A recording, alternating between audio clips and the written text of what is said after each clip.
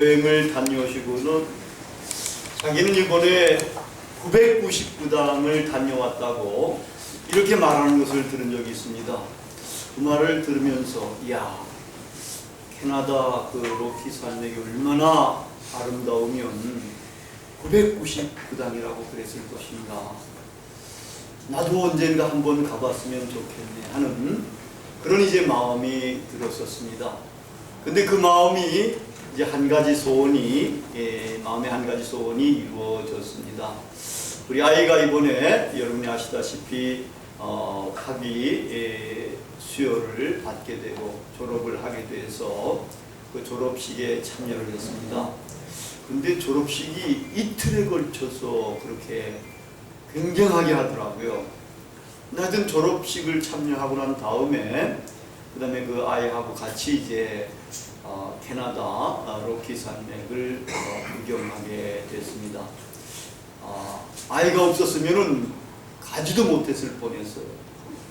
한 하루에 10시간 정도를 그렇게 이제 운전해가지고 이제 가서 하여튼 그 아이 덕분에 여행을 잘 하게 됐습니다.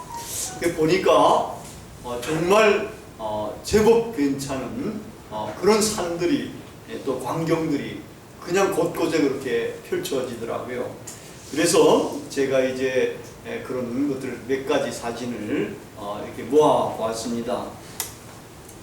한번 그렇게 보시도록 하겠습니다. 이거는 이제 로키 산맥에서 가장 높은 롭손산이라고 그래요. 백두산보다도 한 1200m가 더 높은 산입니다. 여기 보니까 이게 만년설이 이렇게 두껍게 있지 않습니까? 3964m가 되는 이런 제일 높은 산입니다. 그 다음에 보면은 이건 이제 더 유명한 건데 저거보다는 이게 화폐까지 배경으로 나와 있을 정도입니다. 여기가 모레인 그 호수고 여기에 있는 봉우리가 몇 개죠? 7개가 됩니다. 이 7개가 되는데 이 7개가 되는 산들이 전부 다 높은 산들이에요. 여기 2위부터 8위까지가 이 산들이라는 겁니다. 어떤 산이 2위인지는 잘 모르겠습니다만은 1위는 롭손산이고 여기 2위부터 8위까지가 있고 여기도 이런 분들이 전부 다 만년설이에요. 그 만년설은 이제 빙하라고도 할 수 있는 건데 이게 흘러내려 가지고 이 빙하가 이제 녹아서 이렇게 물이 되는데 여기는 별로 좀 파랗지가 않는데 굉장히 파란 물로 보입니다. 그 다음에 이제 요 이웃에 있는 또 이제 레이크 루이스 이제 호가 있고 여기도 이게 이 산들이 높고 이쪽에 산이 있고 해서 빙하가 녹아내려 가지고 이렇게 에메랄드 색깔의 호수를 이루고 있습니다. 여기도 보면은 이 산들이 굉장히 높은 산봉우리들이 그렇게 있습니다. 그 다음에 이제 또 보면은 여기가 이제 빙하로 유명한 콜롬비아 아이스필드라고 그러는 그런 곳인데 빙하로 최고로 유명한 곳이에요. 이거는 우주에서도 이 빙하가 보인다고까지 그렇게 선전을 하는 곳이에요.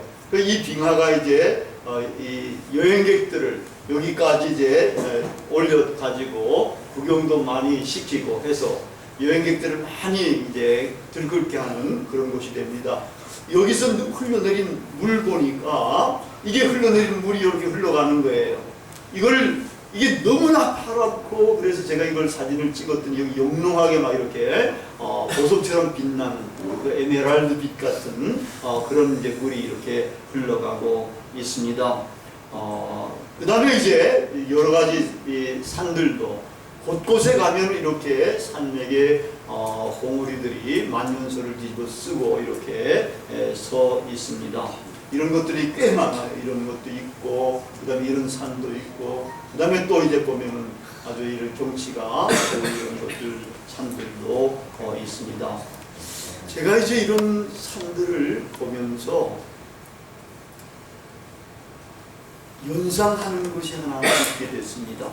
그게 뭔가니까, 산맥. 믿음의 대산맥도 있구나. 오늘 믿음장에 나오는 믿음의 용사들의 이름들이 쫙 나오는데 그건 이제 구약 전반부를 다 이야기하고 후반부까지 되지만 그 다음에 신약은 아직 언급조차도 안 하고 있는데 이런 이제 믿음의 용사들이 말하자면 이런 대믿음의 산맥을 형성하고 있고 거기 각자들이 높은 산봉우리를 이루고 있구나 하는 이런 생각을 하게 됐습니다.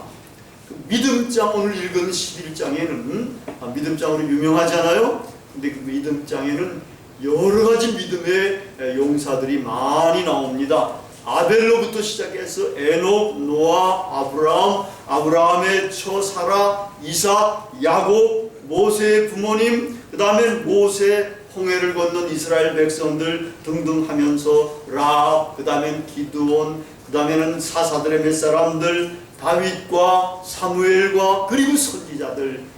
이 시간이 없다라는 거예요. 이런 사람들을 다 언급하려면은 이런 사람들이 사실은 믿음의 고봉들이 돼 있고 그리고 이 고봉들이 쫙 연결된 것들을 보니까 이분들이 믿음의 대산맥을 이루고 있구나.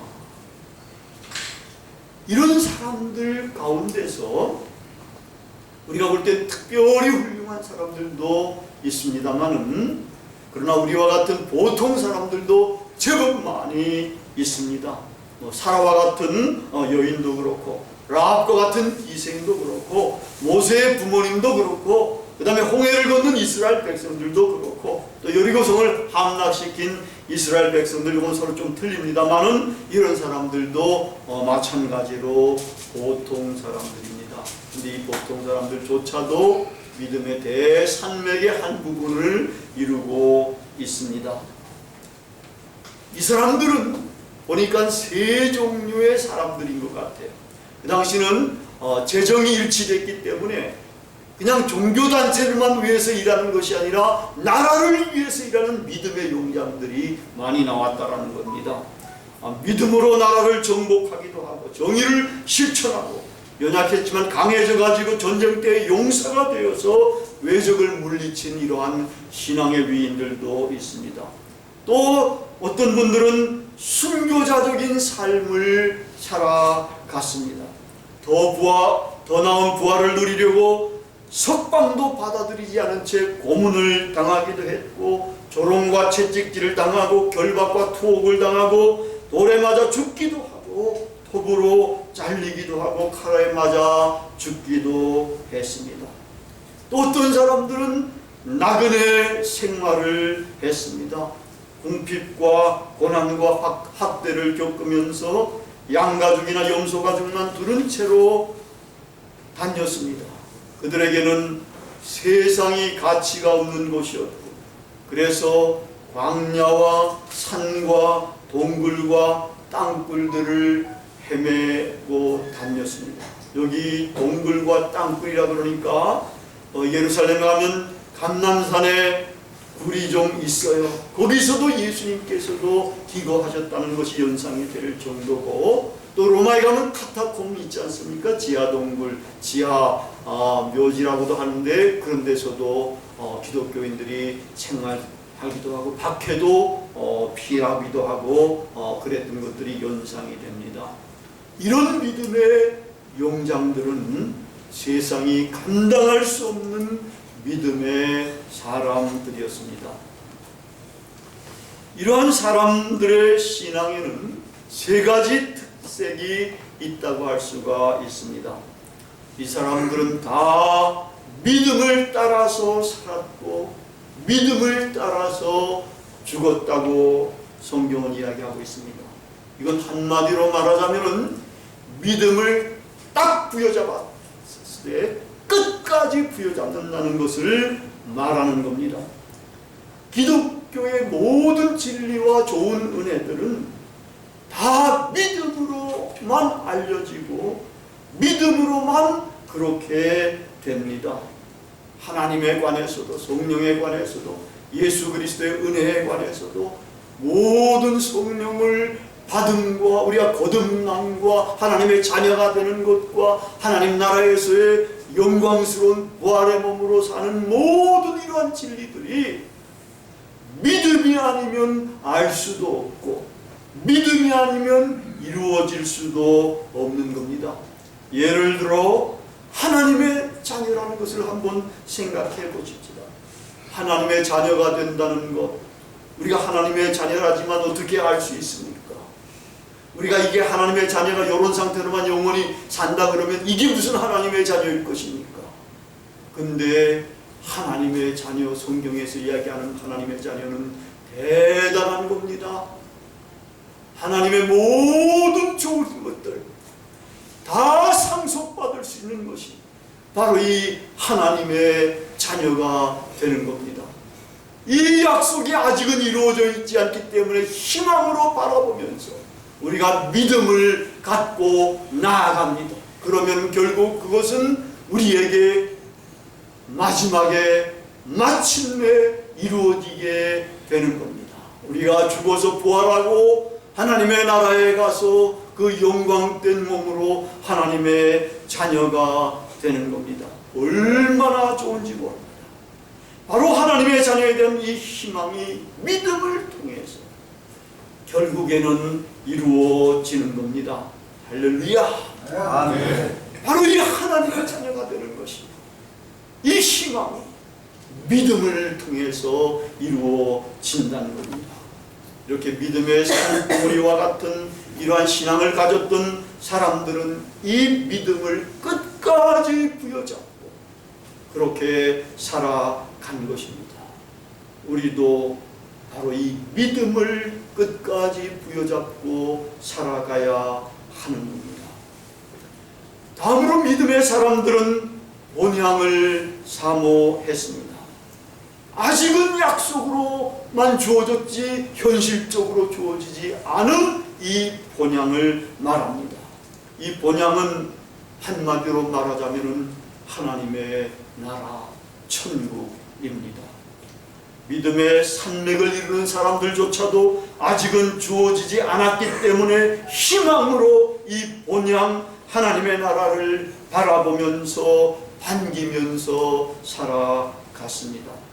아직도 그들은 하나님의 나라를 경험하지 못한 채로 살아갔지만 희망으로 믿음으로 그렇게 반기면서 살아간 것입니다. 근데 하나님 나라를 이 땅에 심으시고 확장해 가신 예수님께서 오신 이후 교회의 시대에 사는 우리는 어떻겠습니까? 우리는 하나님의 나라에 관한 약속이 이제는 실현이 되어감을 보고 경험하면서 기뻐하면서 신앙생활을 해가고 있는 것입니다. 그렇다면 비교하면 어떻겠습니까? 구약시대에 사는 사람들과 신약시대에 사는 사람들 비교해 보면은 신약시대에 사는 우리가 구약시대에 사는 그 믿음의 용장들보다 더 형편이 좋은 것입니다. 우리는 하나님의 나라를 이제 경험하기 때문에 또 우리의 심령 속에 그 나라가 이루어지는 것을 경험하기 때문에 그분들보다 더 믿음의 사람들이 될 수도 있다는 겁니다. 그래서 사도 바울, 12사도들 스테반, 바나바, 실라, 디모데, 어거스틴, 루터 등등의 많은 주의 종들이 이렇게 나왔고 그들도 제2의 믿음의 대산맥을 이루고 있는 것입니다. 우리는 그 나라를 바라보고 기뻐하면서 이제는 예수님께서 가르치신 대로 하나님의 나라를 무엇보다도 먼저 구해야 합니다. 심령 천국을 이루어가면서 하나님 나라를 구하는 일에 올인해야 합니다. 그러면 우리도 믿음의 대산맥의 한 봉우리도 될 수가 있고 산맥의 한 구석에 끼일 수가 있게 됩니다. 세 번째로 믿음의 산봉우리들은 이 세상에서 나그네 생활을 했다고 합니다. 그분들의 이 세상에서의 대표적인 삶이 바로 이 나그네의 삶이라는 겁니다. 나그네 정신을 가지고 살았다는 말입니다. 신앙인들은 이러한 삶을 살아가야 합니다만은 아마 우리 시대에 이러한 삶을 사는 것은 쉽지가 않을 것입니다. 왜냐하면 이 시대가 이 사회가 경쟁이 더욱 치열해지는 사회가 되었기 때문입니다. 우리 사람들은 이 정도 안 알아준다 이런 정도의 이야기도 우리는 듣고 지내왔지 않습니까? 그런데 경쟁이 치열해가지고 다 안락한 삶, 다른 사람보다 더 성공적인 삶, 직위도 높고 출세도 하고 명예도 높고 이런 삶을 지향하면서 경쟁이 치열한 삶을 살아왔습니다. 그러다 보니까 다가 1등할 수도 없잖아요. 다가 잘 살 수 없잖아요. 처진 사람들, 조금 처진 사람들, 이런 사람들은 때로는 패배감을 느끼고 상실감을 느끼면서 쓸쓸해하기도 하고 우울해하기도 그렇게 합니다. 대부분의 사람들은 자기도 모르는 사이에 이런 분위기에 젖어서 살고 있습니다. 저도 이번 여행하면서 이 말씀을 묵상하는 중에 깜짝 놀랐습니다. 이런 것을 지극히 경계하기 때문에 다 극복한 줄 알았는데 그렇지 못하다는 것을 깊이 깨닫게 되어서 정말 많이 뉘우쳤습니다. 여행하는 중에 문재인 대통령께서 이제 장관이나 이런 사람들 다 임명하잖아요. 근데 보니까 그 중에 잘하는 분도 장관으로 임명이 되더라고요. 나보다 훨씬 더 똑똑한 것도 아닌 것 같은데 그 양반은 장관으로 이름이 팍 나기도 하고 그런데 나는 그래도 이게 의미는 굉장히 있는데 조그마한 교회를 하고 꼭 하나다 갔더니 내 이름 알아주는 사람도 별로 없고 말이에요. 이거 좀 쓸쓸하구나. 이런 이제 생각을 하게 됐어요. 아직 이 나이인데도 그런 생각이 드는 것이었습니다.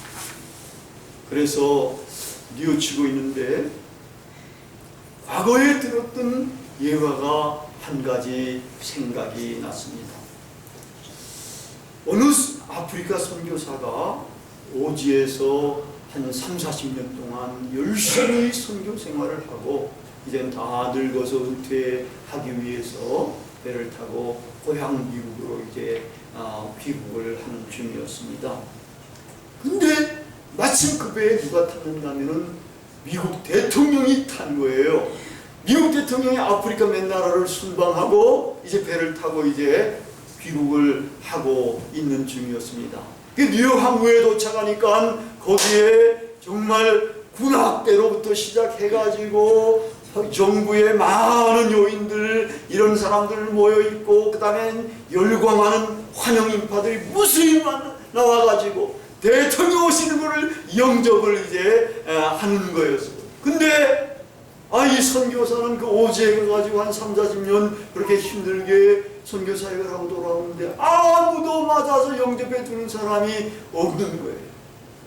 얼마나 마음에 상심이 되고 쓸쓸하고 그랬을까요? 서글퍼지는 마음이 드는데 그때에 세미한 주님의 음성이 들린 거예요. 아무개야, 너는 아직 고향에 돌아오지 않은 것이 아니냐. 말하자면 고향에 돌아오면 엄청난 환영을 해주시겠다는 주님의 말씀이었던 겁니다. 이 말씀 세미한 음성을 듣고 이 선교사는 거기서 큰 위로를 받고 더 용기 백배 해가지고 남은 여생을 주의 일을 잘 감당했다는 겁니다. 저도 이 이야기를 이제 다시 회상을 하면서 위로를 받고 나도 이제는 더 나그네 정신에 투철해야 되겠다. 그러한 각오와 결단을 하게 됐습니다. 어쩌면 지금 우리 기독교인들은 세상 일에 몰두하느라고 나그네 정신을 잃어버린 것 같습니다.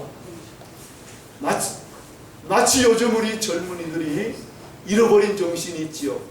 무슨 정신인가요? 헝그리 정신. 이 헝그리 정신을 우리 한국의 젊은이들이 많이 잃어버렸습니다. 그렇듯이 우리 기독교인들이 나그네 정신을 잃어버린 것 같아요. 우리는 이러한 나그네 정신을 되살려야 할 것입니다. 우리의 믿음을 더욱 굳게 가져야 합니다. 믿음을 한번 잡았다 할 때는 정말 진돗개가 한번 물면은 금 놓지 않듯이 끝까지 이 믿음을 부여잡고 살고 죽기까지 믿음을 부여잡아야 하는 겁니다. 그리고는 우리 본향인 하나님 나라를 바라봐야 합니다. 그 나라를 마음에 경험하고 맛보고 이제 그 나라를 무엇보다도 먼저 구하면서 나그네의 정신을 가지고 이 세상을 살아가야 할 것입니다. 그렇게 살면 보통 사람인 우리 길벗교회의 모든 분들도 믿음의 대산맥에 하나의 봉우리가 될 수도 있을 것이고 그 산맥의 일부분이 될 수가 있을 것입니다. 다 그러한 믿음의 산맥을 이루는 여러분들이 되시기를 바랍니다. 기도하시겠습니다.